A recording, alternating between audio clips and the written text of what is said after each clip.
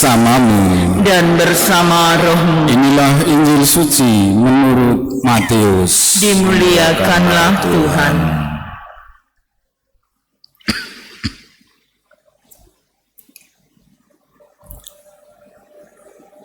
Sekali peristiwa, pergilah seorang dari ke-12 murid itu yang bernama Yudas Iskariot kepada imam-imam kepala.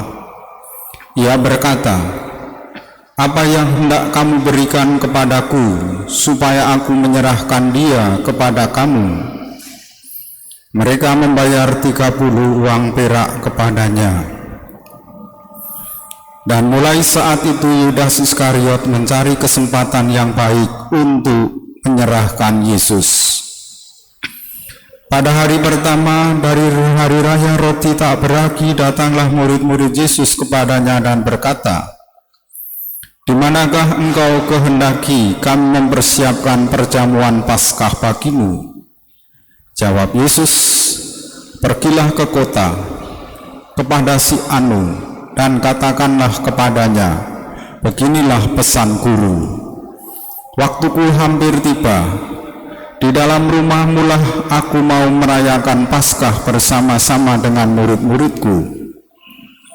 Lalu murid-murid melakukan seperti yang ditugaskan Yesus kepada mereka dan mempersiapkan Paskah. Setelah hari malam, Yesus duduk makan bersama dengan ke-12 murid itu, dan ketika mereka sedang makan, ia berkata, "Aku berkata kepadamu, sesungguhnya seorang di antara kamu akan menyerahkan aku." Dan dengan hati yang sangat sedih berkatalah mereka seorang demi seorang kepadanya, "Bukan aku, ya Tuhan."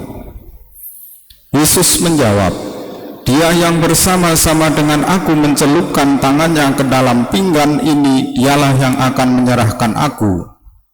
Anak manusia memang akan pergi sesuai dengan yang ada tertulis tentang dia. Tetapi celakalah orang yang olehnya anak manusia itu diserahkan. Adalah lebih baik bagi orang itu sekiranya ia tidak dilahirkan." Yudas yang hendak menyerahkan Yesus itu menyahut, "Bukan aku, ya Rabi." Kata Yesus kepadanya, "Engkau telah mengatakannya."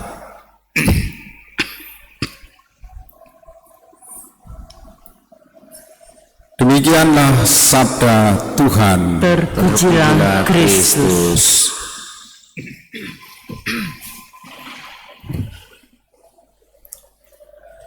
Umat Allah yang terkasih, seandainya kita hari ini seperti para murid ikut makan perjamuan dan Yesus berkata,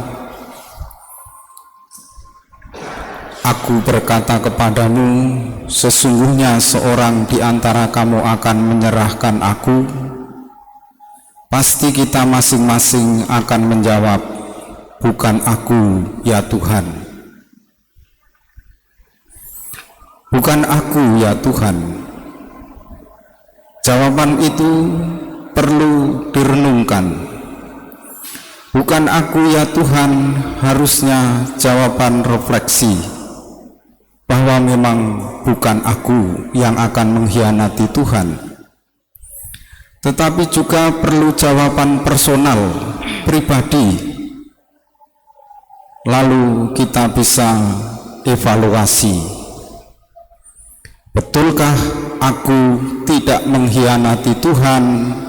Lalu ketika jawaban itu sudah kita jawab, kita perlu mengadakan evaluasi. Kira-kira apa nanti yang akan membuat kita berkhianat kepada Tuhan? Berkhianat berarti mengingkari seluruh iman kita kepada Tuhan. Hal-hal lain mengingkari janji baptis kita. Dan bukan aku, ya Tuhan, berarti tidak berlaku bagi Yudas Iskariot, karena dia jelas-jelas sudah mengkhianati Yesus. Pertama, karena dia tergoda oleh iblis. Yang kedua, dia tergoda oleh uang, karena Yesus dijual oleh imam-imam besar dengan 30 uang perak. Mari kita bertanya dengan jujur supaya kita setia, dan kalau ada kekurangan memperbaiki diri.